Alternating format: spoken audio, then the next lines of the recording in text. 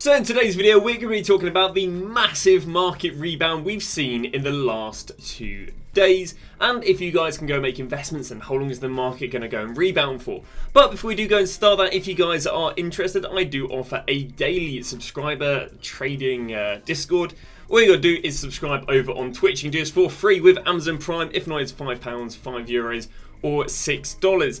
In there, you get yourself daily updated investments, and again, there are some investments that I've done very, very well in there, both high budget and low budget. So let's first off go through some of those investments. So sadly, we did miss out on a lot of the world wildcards or winter wildcards we'll be showing you, but there are some really, really good investments that did well nonetheless. For example, Van der Ven, who we recommended at 144k, is already up to 180k. We've got Inform Van der Ven, who was recommended at 81k, and he's gone all the way up to, if we can go and grab it, 95k. We then have the likes of Xavi, and Xavi was recommended at 280k, and Xavi is all the way up there to 300k. We then have Tomori, who was recommended at 74k, and Tomori's all the way up to 84k. We then have the likes of Delo. Delo was recommended at 23k, he's all the way up to 30k, and all these flips are within the last 24 hours. Poro was recommended at the likes of 110k, he's already up to 126k. And yeah, we even have low budget investments in there as well. If I go and show you some of the 6 PM Rash investments, these are all the investments we used for marquee matchups yesterday, such as England Gold Cams up to 400 coins and England Gold centre mids up to 400. Well, I can show you right now, these were again easily buyable at 400. And they went all the way up there to 2.1k yesterday. And the cams, once again, easily buyable at 400, and they went up to 1.5k. So really, really good success on the low budget, and really good success on the high budget.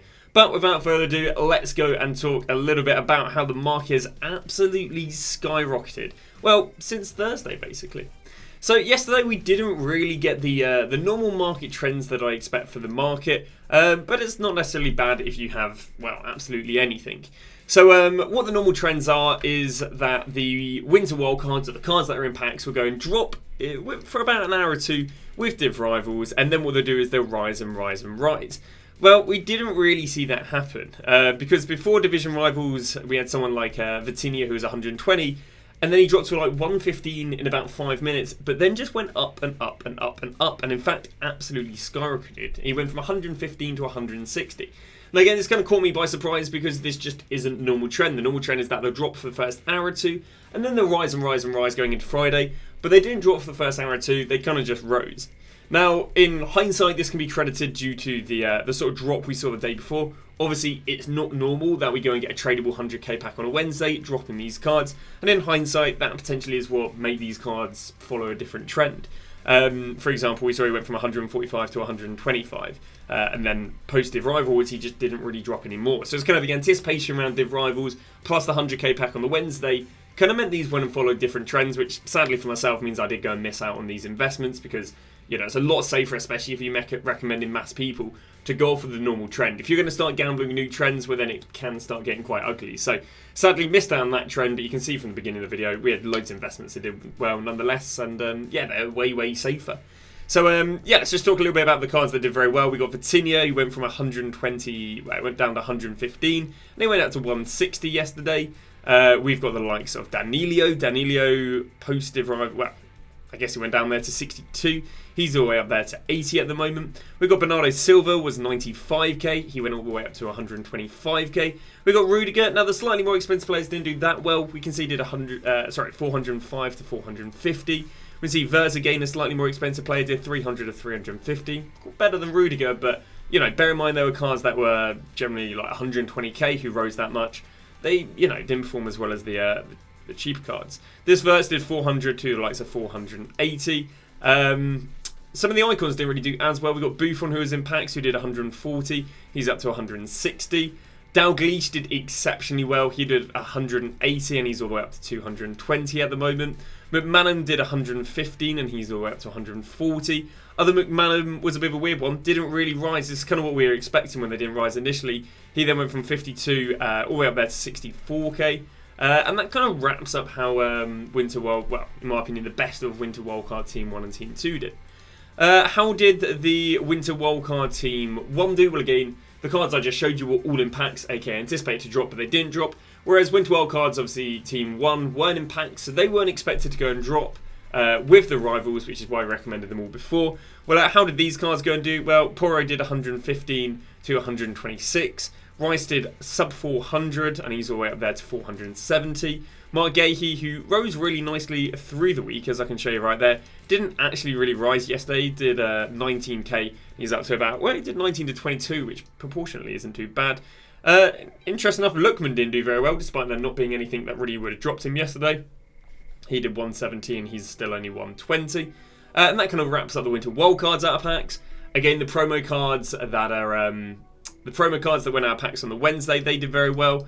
Tamori did 75 and he went up to 84. The low, like we showed you at the beginning, he did 23 and he's up to 30. Van der Ven did exceptionally well. He did, was it 100? He did on the Wednesday. What did he do? On the Wednesday, he was like 145 and he's all the way up to about 185 now. Liao, not someone I personally recommended because we were a bit worried about the Avalanche 2, which now apparently just isn't even coming out. He did 166. Sorry, we go Wednesday. He was on the Wednesday 165 and he's up to about 180 in favour to keep on rising. So you can see the market across the whole board is, it's up really nicely, and it's kind of only favourite to keep rising going into around about 8 to 10 p.m. tonight, because that's when all the cards last week peaked on the market. So the market's risen nicely at the moment, and actually some of those winter wildcard team ones did really well out of packs.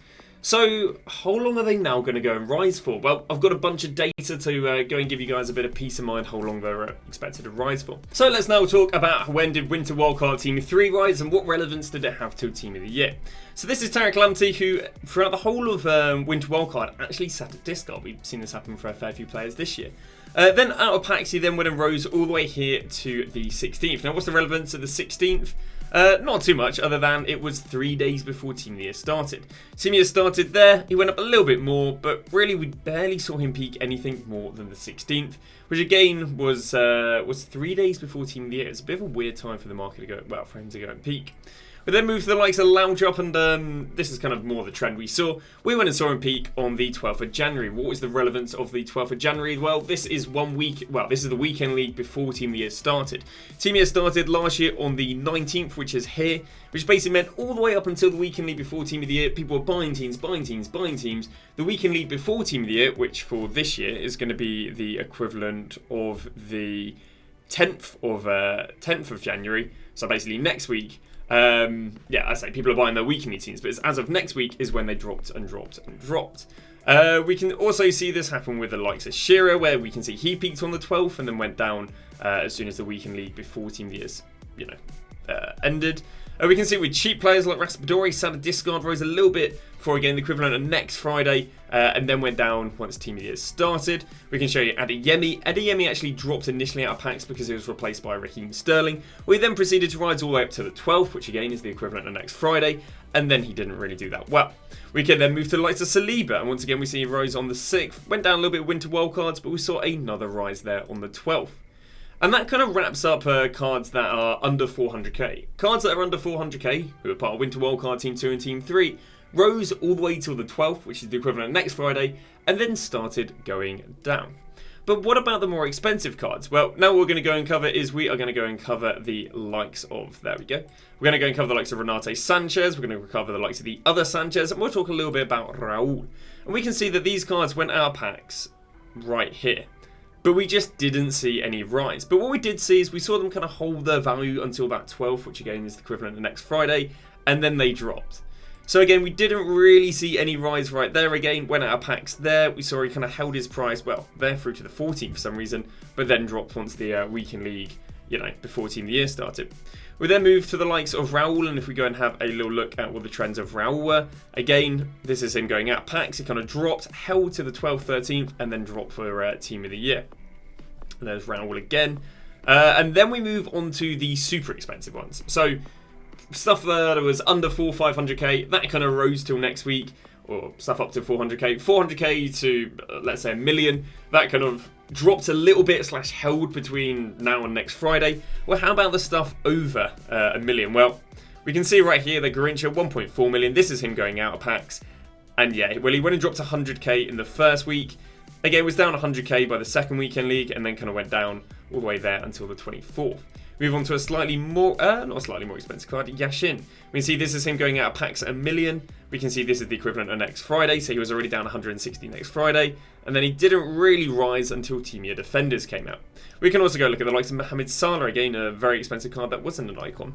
And we can see that, again, he went out of packs here on the Friday, 1.26 million. We can see that the next weekend he was, 1.23 mil, but then he just went down and didn't rebound until, well, basically they were all in packs. And that kind of wraps up the winter wildcard. So anything excess of, I'd say, a few 100k, we do expect going down as of, well, we expect them peaking today, and then going down from there. And the more expensive the player, probably the more we expect them dropping going into Team Year, because the more comparable they'll be to Team Year. Stuff under 400k, especially if we're talking about 200k, we think they can rise all the way through to next Friday though. Although do be aware this year we've got way bigger Evos, and because we've got way bigger Evos, you just got to keep an eye out, because as soon as there's an Evo that replaces the player, it can go and crash them like we saw with Avalanche. But obviously since Avalanche 1 we haven't really seen Evos of that caliber. That's what happened with Winter Wildcards. So what happened to out-of-pack promo cards? Obviously earlier I showed you the Tamori, the Van der Ven. So let's go and show you guys some of the, show you just some random promo cards. Have decided the players. I've gone through the most used promo cards of last year that were out before Team of the Year. So let's show you the trends. So we can see right here, Cancelo, this is where we are today. We can see he was 120. We can see that again the equivalent next Friday, Saturday, he was a little bit more, but then went down from there. So again, the same sort of trend as the Winter Wildcards. I can show you right here, Thunderstruck Joe Gomez. We can show you that again, this is this Friday. Yeah, again, he was down between that Friday and that Friday. I presume he was replaced something. He was replaced by something in the promo. We see again the 13th being another high point, and then we can see him dropping going into Team of the Year. João Pedro, the same sort of thing. That again is the equivalent of this Friday. That is next Friday, and then you can see after next Friday going into Team of the Year, he was pretty ropey. We can also see expensive cards like Dembele. That is the equivalent of, what is it? Where's the equivalent of this Friday? The equivalent of this Friday is here. He actually rose going into next week and then crashed after that. Van Dijk again, let's go and show you what happened here. We can see that this is, where are we? This is the current Friday. We can see then dropped a lot there. I think this might have been anticipation around the Saliba SBC. That's next Friday, and then he kind of rebounded once the Saliba SBC came out, and there was nothing really too much to worry about.